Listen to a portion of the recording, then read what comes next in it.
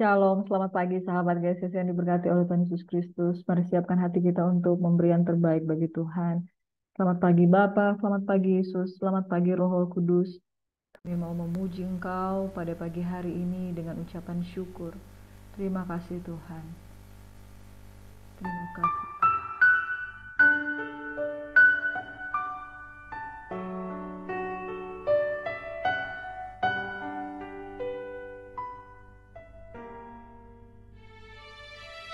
Apapun keadaan kami Bapa, biarlah Engkau mendapati iman kami tidak gugur, melainkan kami tetap menyembah di dalam segala keadaan. Di hadirat-Mu ku cari wajah-Mu, yang ku rindu hanya diri-Mu, pribadi yang mengasihiku.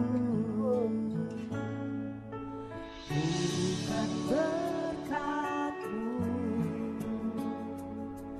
bukan kebaikan-Mu yang membuatku mengikuti-Mu, melainkan diri-Mu. Sekalipun Kau tak menjawabku, sekalipun Kau tak lepaskanku, namun ku akan tetap menyembah-Mu. Tak akan ku tukar dengan apapun. Bagiku hanya Kaulah Tuhanku, tiada Allah lain dalam hidupku. Takkan berhenti ku kan memuji-Mu, agar ku berhenti menyembah-Mu.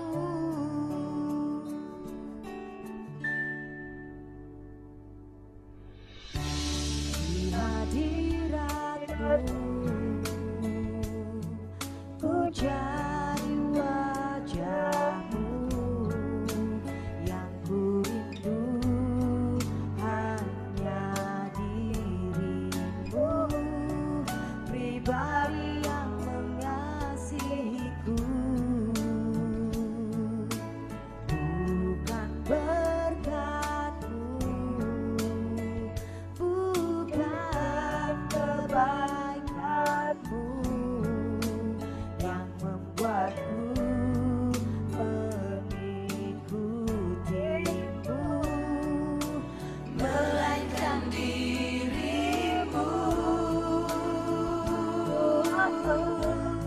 Sekalipun Kau tak menjawabku, sekalipun Kau tak lepaskanku, namun ku akan tetap menyembah-Mu.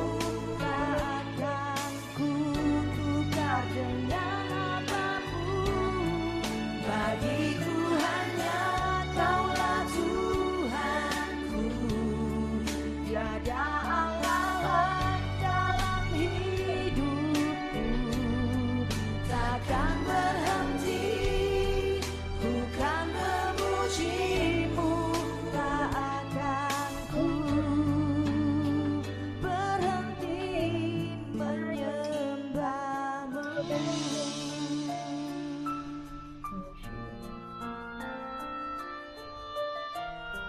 Worship you, Jesus. You're the only that I know.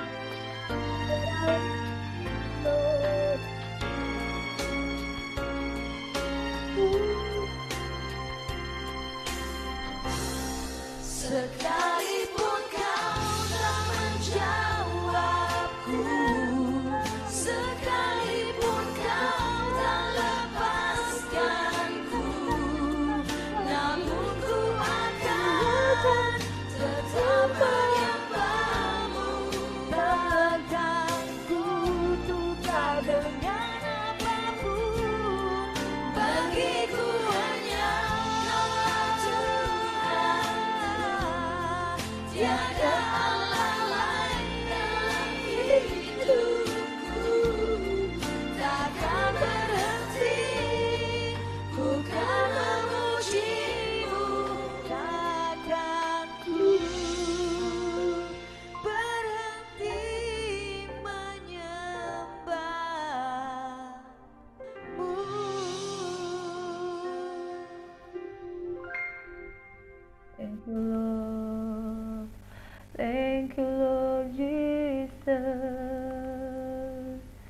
Thank you, Lord. We worship you, Jesus, and we praise your name.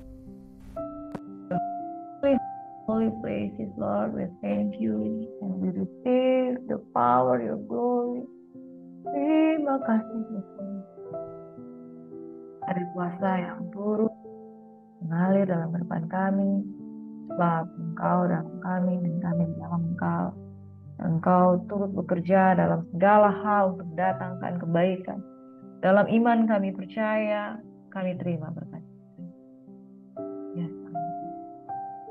Bapa di surga, pagi hari ini kami percaya ada hati yang merindukan jamaah. Urapan-Mu kuat dan teguh dalam kami, sehingga kami tidak kekurangan suatu apapun. Jika kami memperteguh iman kami merasakan kekuatan baru kami. Dalam nama Yesus Tuhan kami berdoa dan bersyukur. Amin. Shalom Bapak Ibu, sahabat GSS yang diberkati oleh Tuhan Yesus. Selamat pagi, jumpa lagi di dalam doa, pujian, penyembahan, dan pemberitaan firman Tuhan bersama dengan kami Gracia Hope Compassion Channel. Renungan pagi hari ini tentang firman Tuhan dari kitab Ibrani dan kitab Yakobus. Satu ayat firman Tuhan yang akan saya bacakan bagi kita semua. Jika iman itu tidak disertai perbuatan, maka iman itu pada hakikatnya adalah mati. Umat Tuhan yang diberkati, awal-awal kitab Ibrani kita sudah belajar bahwa Yesus adalah jaminan yang abadi, jaminan yang kekal sampai kita memperoleh segala sesuatu. Yesus bahkan sudah menjamin bahwa Dia cuma satu kali untuk selama-lamanya mempersembahkan korban. Bahkan Yesus telah berjanji bahwa darahnya sungguh berkuasa bagi kita. Bahkan Yesus sudah berjanji bahwa korban persembahannya sempurna sampai kita memperoleh keselamatan yang utuh dan penuh. Saudara, keselamatan di dalam Tuhan Yesus Kristus. Apakah cukup sampai di situ?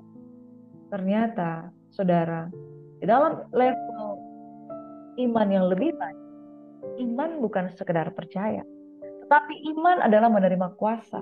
Dan iman itu dari Allah. Dan jika orang hidup tanpa iman, maka tidak berkenan kepada Tuhan.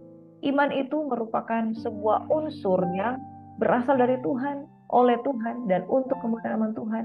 Karena iman adalah dari segala sesuatu yang kita harapkan, dan bukti dari segala sesuatu yang belum kita lihat. Dan dunia ini sudah membuktikan bahwa iman percaya kita kepada anak Allah yang hidup itu tidak pernah akan dikecewakan. Saudara, iman itu harus ada buah. Buahnya adalah perbuatan. Iman adalah wujud kepercayaan kita kepada Tuhan. Iman itu kita mempercayakan, memperkatakan segala sesuatu, kemudian percaya kita akan menerimanya. Dan dalam pengiringan kita kepada Tuhan, iman itu harus menghasilkan buah. Buah itu adalah perbuatan-perbuatan roh. Perbuatan daging telah nyata, tapi perbuatan roh adalah kasih, sukacita, damai sejahtera, kebaikan, kemurahan, kesetiaan, kelemah lembutan, dan penguasaan diri, kerendahan hati, penguasaan diri. Saudara yang diberkati Kristus, iman menghasilkan perbuatan. Karena perbuatan itu tidak kita produksi dari diri sendiri, tetapi iman yang kita miliki dan sinergi dengan roh Tuhan menghasilkan perbuatan sebagai wujud pernikahan antara iman dan roh.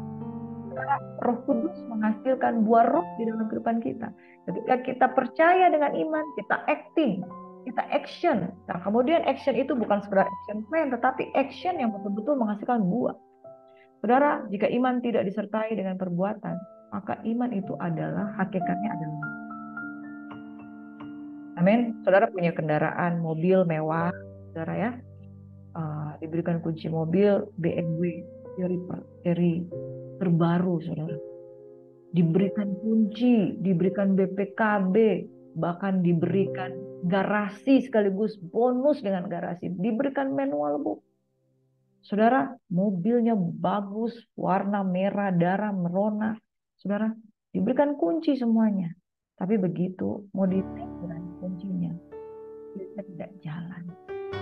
Apa akibatnya, saudara? Mobil itu menjadi sebuah pajangan. Terlihat indah di depan mata, tapi nggak bisa dipakai. Saudara, ada banyak orang kolektor kendaraan mobil-mobil antik, saudara. Ada yang mobil antik ini pajang dan dinyalakan mesin setiap hari, tiap tahun dibayarkan pajak dan dicerani. Well, ya, running well. Tapi ada juga kendaraan-kendaraan yang kendaraan antik kuno, tapi dipajang, bagus, dirawat tiap hari, tapi udah nggak jalan. Dan pajak juga udah nggak dibayar. Jadi hanya sekedar pajangan. Saudara, iman tanpa perbuatan ibarat pameran mobil antik yang kelihatan mewah, itu nggak bisa dipakai. Tapi nggak bisa buat jalan, tidak bisa dimanfaatkan. Saudaraku yang diberkati oleh Tuhan, ketahuilah bahwa pada hari ini kita mendengarkan firman Tuhan, kita diukur bukan dari kapasitas kita untuk beriman dan percaya dengan janji-janji Tuhan kok berhenti sampai di situ. Tetapi kita diukur dari perbuatan kita yang ada wujud. Saudara, orang yang sudah Kristen bertahun-tahun, tapi tidak menghasilkan buah. Saudara, iman itu pada hakikatnya adalah mati, saudara. Saudara tanpa iman, apalagi tidak ada perbuatan. Saudara diberkati oleh Tuhan Yesus Kristus. Kita belajar perenungan firman Tuhan pada pagi hari ini dengan judul Iman tanpa perbuatan adalah mati. Kita akan belajar beberapa hal dari Ibrani 12 hingga Ibrani 13 dan 1 hingga 7. Jangan kita biarkan dikatakan iman tanpa perbuatan adalah mati. Saudara, di dalam Ibrani 12 hingga di Ibrani 13 kita akan melihat bahwa ada sebuah nasihat supaya bertekun di dalam iman. Sebuah nasihat supaya bertekun di dalam iman. Kebanyakan orang gugur di dalam iman karena banyaknya beban penderitaan. Banyaknya beban penderitaan sehingga merasa diri lemah dan menganggap diri tidak mampu untuk menghasilkan perbuatan-perbuatan iman. Saudara, iman timbul dari pendengaran dan pendengaran akan firman Kristus. Kalau kita mau berbuah, kita harus mendengarkan firman Tuhan. Saudara yang diberkati oleh Tuhan Yesus Kristus, kalau kita mau berbuah, sekalipun kita ada pergumulan, beban, dan dosa yang begitu merintangi, tapi kalau kita punya keinginan untuk berbuah, kita mau sungguh-sungguh berbuah pada Tuhan. Yang pertama, saudara, di dalam Ibrani 12 ayat 1 dan seterusnya, 1, 2 sampai 8, saudara yang kita akan bacakan hari ini, tanggalkan beban. Kita punya banyak saksi, bagaikan amat banyak saksi-saksi iman di dalam Ibrani 11. Banyak saksi-saksi di sekitar kita yang bisa melihat engkau baik dan gak baik, di rumah engkau baik dan gak baik, banyak saksi. Nah, karena banyaknya saksi ini, saudara, yang melihat engkau seperti apa, maka hidup kita juga harus menjadi kesaksian.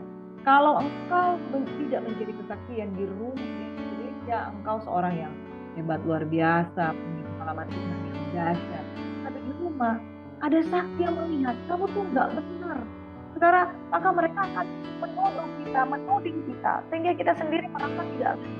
Nah, saudara, di posisi ini ada beban, yaitu beban pergumulan dan beban dosa yang begitu merintangi. Itu kita tanggalkan satu persatu. Tanggalkan bebanmu. Beban itu bisa saja pergumulan, bisa saja penyakit, bisa saja masalah karakter, masalah gambar diri. Beban itu bisa juga dari dosa-dosa yang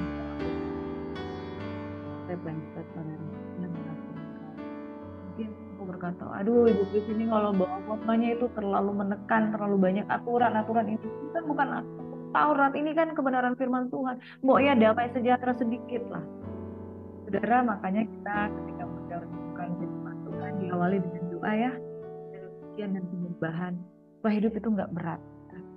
Supaya hidup itu nggak berat, dan kita tahu kalau hari ini engkau mampu melakukan kebenaran, itu semua karena Tuhan. Menanggalkan beban tidak semudah kita melepas ransel dan lain sebagainya. Kalau orang yang sudah terikat selama berpuluh-puluh tahun di dalam dosa, sudah terikat berpuluh-puluh tahun di dalam roh yang suka meminjam, ya, roh yang suka banyak roh-roh yang mengikat kehidupan kita. Tanggalkan beban itu step by step. Mungkin engkau nggak bisa sendiri, bisa satu persatu, dan kuasa Tuhan itu terlalu nyata untuk mengasihi engkau. Saudaraku, saya tidak sedang berbicara kepada layar monitor yang ada di depan saya, tetapi saya sedang berbicara kepada jiwa hari ini. Engkau tahu bahwa engkau punya masalah, engkau tahu bahwa engkau punya beban, bahkan engkau, keluargamu sendiri jadi beban di dalam kehidupanmu.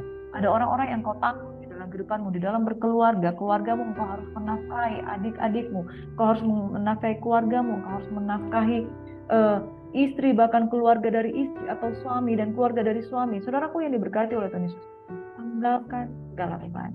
Caranya bagaimana? Berseru aja, Yesus, Yesus anak Daud. Bartimeus itu buta dan kemudian hanya berseru-berseru kepada Tuhan. Apa yang terjadi? Matanya ditutup. Apa yang kau mau daripadaku, hai Bartimeus, supaya aku dapat melihat? Saudara, minta aja. Firman Tuhan katakan di dalam ayat yang kedua, marilah kita melakukannya dalam di ayat yang pertama, marilah kita menanggalkan semua beban dan dosa yang dikurangi dan berlomba dengan tekun dalam perlombaan yang diwajibkan bagi kita. Ternyata di dalam hidup ini ada perlombaan yang bukan sekedar boleh ikut dan boleh tidak ikut, tapi perlombaan ini diwajibkan. Perlombaan yang diwajibkan adalah semua orang harus mendaftar dan didapati sebagai peserta. Perlombaan apa, saudara? Perlombaan iman. Perlombaan dengan saudara, perlombaan yang kalau kita berlomba dengan orang lain, kita udah tahu kapasitasnya. Dia udah duluan bertobat, dia udah lebih hebat, kita pasti kalah. Saudara, jangan ukur dirimu dengan orang. Ukur dirimu dengan dirimu pada masa lalu. Amin. Sekali lagi, saudara. Jangan mengukur dirimu dengan orang lain yang mungkin dia jauh lebih hebat atau kamu yang jauh lebih hebat. Jangan. Dalam perlombaan iman, perlombaan yang diwajibkan adalah engkau berlomba dengan dirimu di masa yang lalu. Dirimu di masa yang lalu adalah orang yang kalah, orang yang egois, orang yang sombong, orang yang pengen menang sendiri, orang yang emosian, orang yang setiap berkata apa engkau langsung naik pitam karena merasa diri benar. Engkau adalah orang yang paling merasa diri yang paling hebat. Engkau berlomba dengan dirimu.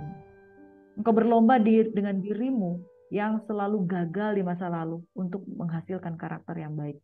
Saya ketemu dengan seorang masih muda, belum menikah. Tapi kebiasaannya marah. Saya berdoa, kan satu saat nanti saya berdoa ketemu dengan Tuhan Yesus. Supaya dia tahu apa itu berarti, supaya dia tahu bahwa dia penting untuk mengalami perubahan. Orang yang hidupnya sendiri, orang yang menyendiri, mencari keinginannya sendiri, amarahnya meledak terhadap setiap perkembangan. Amsal 18 ayat 1. Saudara, dalam hidup ini, kalau kita hanya memikirkan diri sendiri dan tidak memikirkan orang lain, kita akan menjadi orang yang egois. Temu dengan orang lain, kita bisa gampang emosi. Dan kita berpikir kita merasa diri benar. Saudara, ada satu perlombaan yang diwajibkan bagi kita, itu engkau berlomba dengan dirimu di masa yang lalu. Ukur dirimu, apakah engkau menjadi lebih baik daripada dirimu yang kemarin? Atau engkau menjadi lebih parah dibanding dirimu yang kemarin? Dulu engkau pemarah, sekarang engkau menjadi lebih pemarah lagi, emosian. Selalu merasa diri benar, selalu merasa harus mengcounter orang lain, selalu merasa bahwa pendapatmu yang paling hebat. Tuhan diberkati oleh Tuhan Yesus Kristus. Ukur dirimu dengan dirimu yang di masa yang lalu. Kayaknya kita harus berkaca deh. Kayaknya kita harus berubah. Perlombaan diwajibkan bagi kita. Mengapa, saudara? Kita harus sadar bahwa di dalam diri kita ada banyak hal yang harus kita tanggalkan supaya kita berkemenangan dalam perlombaan. Saudara, kemudian mengikuti Yesus itu kan menjadi satu hal yang menarik. Karena kita akan melihat, wow, saya kok better ya? Menjadi better on my own, better me. Menjadi kita yang lebih baik dalam versi yang terbaik.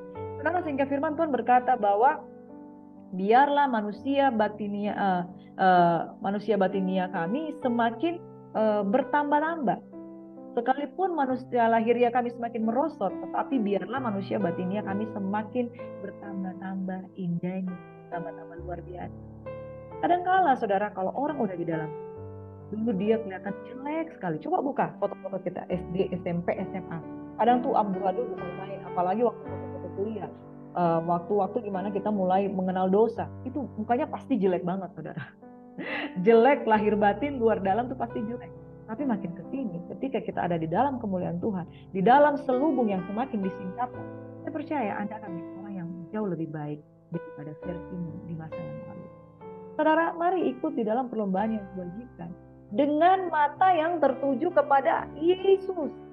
Saudara, kalau kita mau menjadi versi terbaik di dalam diri kita, mari kita fokus kepada Yesus. Kenapa harus fokus kepada Yesus? Karena dia leader. Leader itu leading our way, leading kepada jalan kebenaran dan hidup. Dia pimpin kita, jalannya akan salah. Kita kalau ke luar negeri ya, saudara mau jalan-jalan ke luar negeri, kadang kita pakai tour travel, ada guide. Yang namanya guide itu membantu kita untuk jalan-jalan yang baik. Saudara, Yesus adalah guide kita di tempat-tempat asing, di tempat-tempat yang baru. Kita nggak tahu bagaimana harus hidup kudus, kita nggak tahu bagaimana harus hidup benar, kita nggak tahu bagaimana harus memiliki iman yang kuat dan teguh. Makanya berpegang terus pada Yesus, fokus aja, pandang dia aja. Makanya ketika kita fokusnya pada Yesus, kita akan dipimpin kepada iman.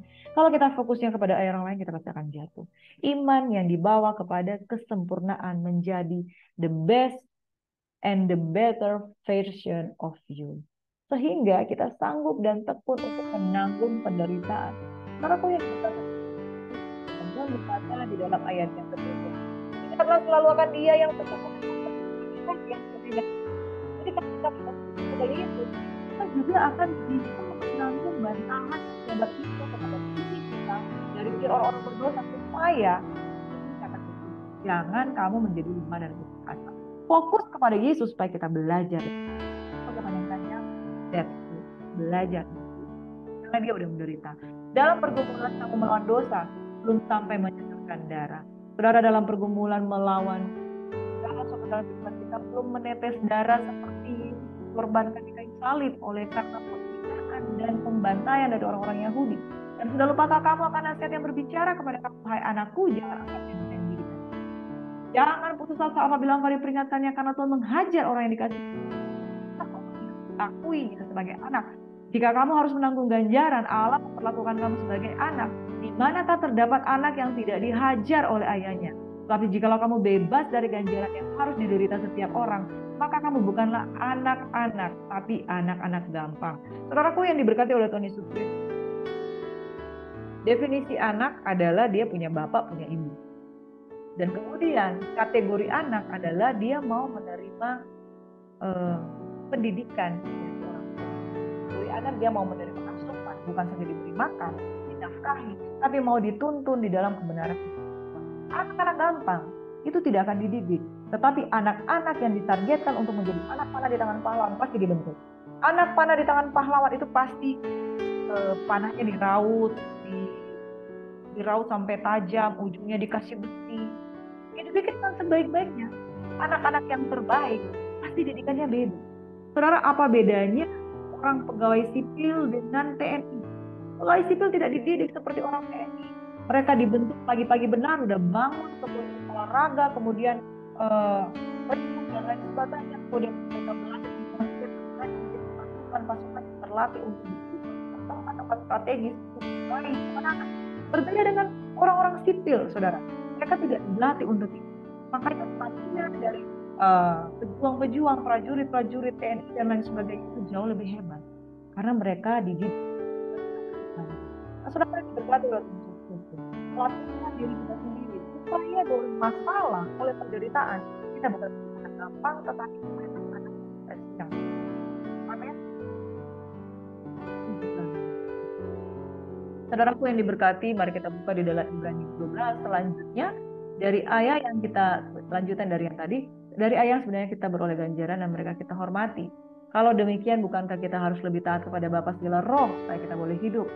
Sebab mereka mendidik kita dalam waktu yang pendek sebenarnya apa yang kita baik, tapi dia menghajar kita untuk kebaikan kita supaya kita beroleh ganjaran dalam kekudusannya. Memang tiap-tiap ganjaran pada waktu yang diberikan tidak mendatangkan sukacita, tapi duka cita. Tapi kemudian ia menghasilkan buah kebenaran yang memberikan damai kepada mereka yang dilatih oleh. Saudara, berlatihlah untuk berbuah. Berlatihlah untuk berbuah. Awalnya duka cita, tetapi setelah dapat ganjaran, dididik, dibentuk, ibarat pohon anggur itu harus rajin dibersihkan, disiangi, dibersihkan, kemudian dia mulai belajar berbuah. Anggur itu kalau belajar berbuah, dia perlahan-lahan berbuah, sampai kemudian ketika dia terus dirawat, dia kemudian akan menghasilkan buah yang lebat. Saudara, pohon kalau baru belajar berbuah, kadang buah yang awal itu tidak sebaik buah yang kalau dia sudah terlatih untuk berbuah. kadangkala masih sangat asam, kadangkala berbuahnya masih kecil-kecil. Nah saudara, kalau dia sudah berbuah banyak, itu buahnya bisa dinikmati, memberikan damai kepada mereka yang dilatih olehnya. Benar saudara, awalnya kita kalau mau melakukan kebenaran kayak susah sekali, karena habit kita sebagai manusia yang tidak bertobat. Tapi setelah kita dilatih untuk berbuah, mulai ada buahnya. Lalu kemudian mulai ada buahnya. Makin banyak buah yang bersangkutan itu akan meningkat. Saudara, kalau engkau sampai berpuluh-puluh tahun tidak juga menghasilkan buah, tidak mau diajar untuk berbuah, tidak ada damai di dalam diri kita, dosa mengakibatkan rasa tidak damai. Amin. Makanya saudara lakukan hal-hal seperti ini supaya kita kuat dan teguh, bukan menjadi anak-anak gampang. Kuatkan diri, ya, luruskan jalanmu sehingga jangan pincang terpelecok tapi sembuh. Berusahalah hidup damai dengan semua orang. Jangan cari-cari masalah dengan orang. Jangan jadi troublemaker, tapi jadilah peacemaker. Berusaha hidup damai dan kejar itu kekudusan. Jaga itu kekudusan. Kemudian jangan menjauhkan diri dari kasih karunia Allah. Jangan punya akar pahit, karena akar pahit itu menimbulkan kerusuhan dan mencemarkan banyak orang. Lagi pula jangan memandang rendah berkat. Ini yang sangat penting saudara. Jangan memandang rendah berkat. Mau ibadah? Nggak usah nanti Jo, males. Atau mau ibadah? Biar Jo. Saya kan cuman orang-orang yang berdosa. Mereka aja itu yang ambisi-ambisi dalam Tuhan. Saudara, setiap kali engkau menolak berkat Tuhan, engkau menolak kebenaran Tuhan, engkau menolak kasih karunia Tuhan, ada satu saat nanti ketika engkau menginginkannya, engkau tidak akan mendapatkannya. Esau tidak mendapatkan berkat karena pada waktu dia harus menerimanya, dia tidak mau menerima. Ada orang pergi ke gereja, yang lain terima berkat. Terima berkat Tuhan. Yang lain menerima dengan hidupnya Tuhan. Tapi ada orang-orang ketika dia mau terima berkat Tuhan, dia lihat pendeta yang ada di depannya. Ini siapa? Dia nggak baik. Rasa jauh lebih baik sehingga dia mau menerima. Setiap kali doa berkat keluar dari mimbar. Dan kemudian apa yang terjadi? Kemudian fokus kepada yang lain. Saudara, Anda bisa menghakimi orang yang ada di depan yang membagikan berkat yang mungkin kamu merasa kamu lebih baik. Tapi apakah gunanya bagi jika kemudian engkau kehilangan berkat? Satu saat nanti ketika engkau menginginkan berkat itu, karena engkau tidak tahu berkat yang Tuhan sudah sediakan dibagi-bagikan kepada umatnya, engkau menolaknya. Hati-hati saudara. Jangan memandang rendah berkat hak kesulungan. Saudara diberikan kesempatan untuk bisa melayani Tuhan, tapi saudara tolak terus. Lama-lama Tuhan bilang, udah, nggak usah dipanggil. Setiap kali dipanggil melayani selalu menolak. Saudara, jangan memandang rendah berkat Tuhan, jangan memandang rendah panggilan Tuhan, jangan memandang rendah kehendak Tuhan dalam kehidupan kita. Amin. Jagalah supaya kamu jangan menolak Dia yang berfirman. Sebab jikalau mereka yang menolak Dia yang menyampaikan firman di Allah di bumi tidak luput, apalagi kita jika kita berpaling. Waktu itu suaranya menggoncangkan bumi, tapi sekarang Ia memberi janji. Sekali lagi aku akan menggoncangkan bukan hanya bumi saja. Ungkapan sekali lagi menunjukkan pada perubahan pada apa yang dapat digoncangkan, karena Ia dijadikan supaya tinggal tetap apa yang tidak tergoncangkan. Jadi karena kita menerima kerajaan yang tidak tergoncangkan, marilah kita mengucap syukur dan beribadah kepada Allah menurut cara yang berkenan kepadanya dengan hormat dan takut, sebab Allah adalah api yang menghanguskan. Saudara, perubahan pada apa yang dapat digoncangkan itu berbicara apa? Tubuh manusia itu fana, bisa dihancurkan dengan sakit penyakit.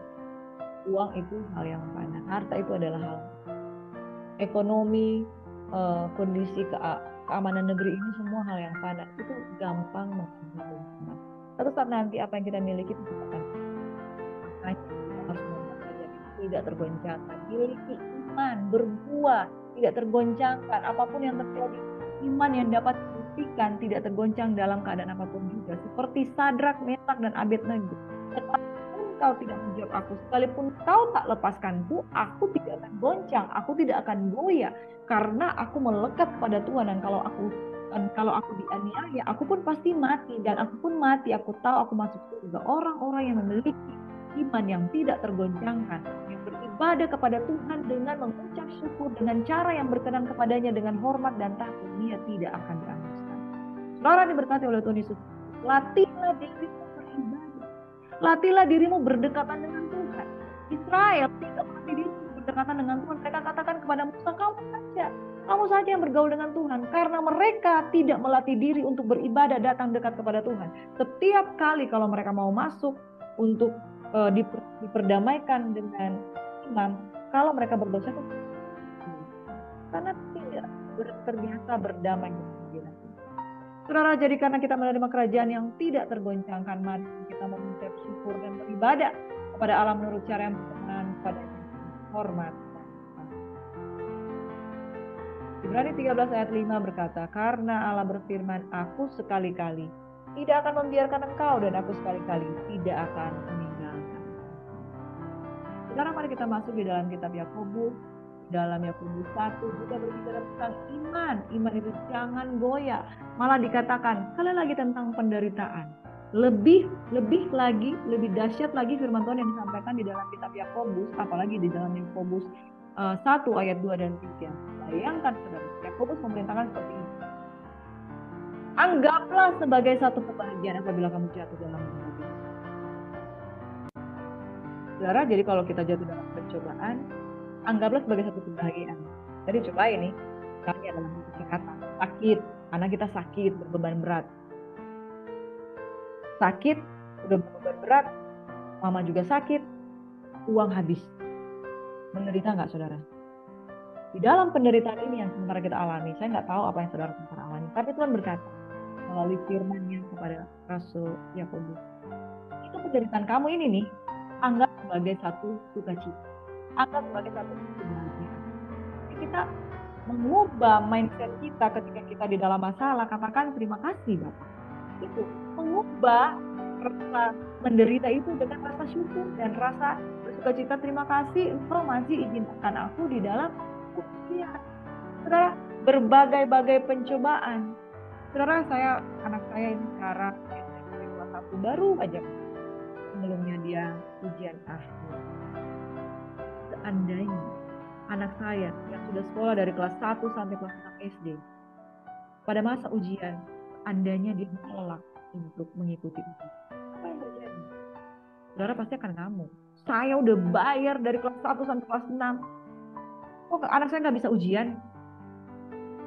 Saudara akan marah kepada gurunya. Ayo kasih anak saya ujian. Kenapa saudara marah? Karena saudara tahu di balik ujian ada kelulusan. Amin.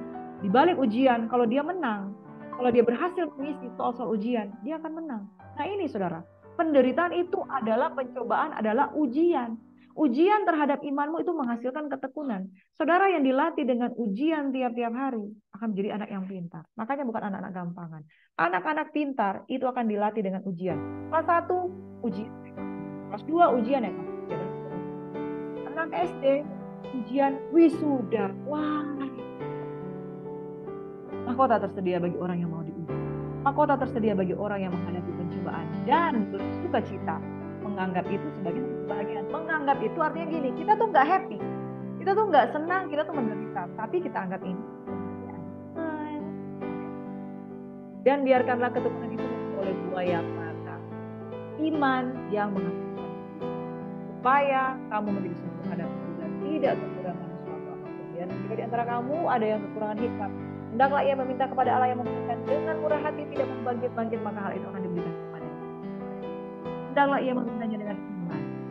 Dalam iman dan pelajaran bimbang, sebab orang yang bimbang sama dengan gelombang laut yang diombang-ambingkan kian kemari oleh angin. Orang yang demikian janganlah mengira bahwa ia akan bertanggung dari Tuhan, orang yang dua hati tidak akan tenang. Wow, saudara, bahkan diajari jangan suka bimbang. Iman itu straight to the point, langsung melesat. Iman itu gak neko-neko, langsung aja. Jangan bimbang, terima dalam nama Yesus. Karena kalau masih bimbang berarti pengetahuan, pengertian, filosofi yang ada di dalam pikiran Anda belum menjadi. Masih suka bimbang, masih suka ragu. Terima nggak ya? Saya terima nggak ya? Itu nggak ya? Saya akan punya masa depan nggak ya? Ragu-raguan dalam itu lagi. Tetap bersemangat, jaga itu ketulusan hati. Saya akan tutup dengan ini. Bagaimana tubuh tanpa roh adalah tubuh yang mati. Tanpa Saudara, berhentilah sekedar berfilosofi. Lebih dari filosofi, iman itu yang lahir di hati, yang kita olah di pikiran kita, menghasilkan pemikiran teologis tentang Tuhan. Kita wujudkan di dalam perbuatan yang nyata. Kita diuji, dilatih supaya kita menjadi orang-orang yang luar biasa. Yang paling terakhir, saudara, dari Yakobus 3 ayat 24 dan 26. Jadi kamu lihat bahwa manusia dibenarkan karena perbuatan-perbuatannya dan bukan hanya karena iman. Sebab seperti tubuh tanpa roh, demikianlah juga iman tanpa perbuatan adalah mati. Seperti tubuh tanpa roh. Jadi iman itu adalah tubuh, rohnya adalah perbuatan. Saudara yang diberkati oleh Tuhan Yesus Kristus, Abraham percaya dan Tuhan memperhitungkan percayanya sebagai iman. Percayanya diwujudkan dengan perbuatan, yaitu menaruh anak yang dia kasihi di atas mezbah sebagai korban karena dia sungguh percaya. Saudara, di manakah imanmu? Biarlah perbuatan-perbuatanmu menjadi bukti bahwa engkau berbuah. Dan mereka yang bertindak dalam iman dilatih oleh perbuatan-perbuatan yang mendatangkan kedamaian, dilatih. Dan saudara, kita menjadi orang-orang yang hidup dengan buah-buah roh yang memulihkan anak Tuhan. Mari kita satu dalam doa. Bapa di surga, diberkatilah setiap orang yang berbuah. Tidak mudah untuk menghasilkan buah karena setiap orang ada prosesnya masing-masing. Tapi biarlah kami menganggap sebagai satu kebahagiaan pada waktu kami jatuh di dalam berbagai pencobaan yang merupakan ujian, yang merupakan sarana untuk kami bisa menyelesaikan persoalan, dan kemudian kami lulus di wisuda sebagai anak-anak kerajaan. Bapak, kami berdoa, kami mengangkat tangan pada pagi hari ini. Kami menang atas sakit penyakit. Kami menang atas ujian keuangan. Kami menang atas ujian hubungan. Kami menang atas ujian dari pekerjaan. Kami menang atas ujian dari sekolah. Kami menang atas ujian dari kehidupan hubungan suami istri dan lain sebagainya. Bapa di surga, kami mengangkat tangan. Kami menganggap adalah satu kebahagiaan. Kalau hari ini Tuhan kami jatuh dalam berbagai pencobaan. Pada saat ini ada umat-umat-Mu yang sangat membutuhkan pertolongan Tuhan. Biarlah mereka berseru, aku bahagia karena Tuhan memuji aku. Aku bahagia karena Tuhan akan buktikan aku benar di hadapan Tuhan. Aku bahagia karena Tuhan akan buktikan aku mampu dan aku lebih daripada pemenang. Bapa di surga, diberkatilah setiap mereka yang mengangkat tangan. Aku percaya ada pengurapan yang pada hari ini menjamah kehidupan mereka sampai pada kedalaman hati mereka sehingga mereka beroleh jawaban. Dan mereka yang hidup oleh iman dilatih di dalam iman dan menghasilkan buah-buah kedamaian dalam hidup mereka. Terima kasih Bapak di surga, buat pagi hari ini kami bersyukur. Tuhan memberkati dan melindungi engkau, Tuhan menyinari engkau dengan wajahnya, Tuhan memberikan engkau kasih karunia, Tuhan menghadapkan wajahnya kepadamu, memberikan damai sejahtera, diberkatilah keluar masuk pagi hari ini, esok, sampai. Haleluya. Amin. Shalom Bapak Ibu Saudara yang diberkati, salam beraktivitas and God bless you.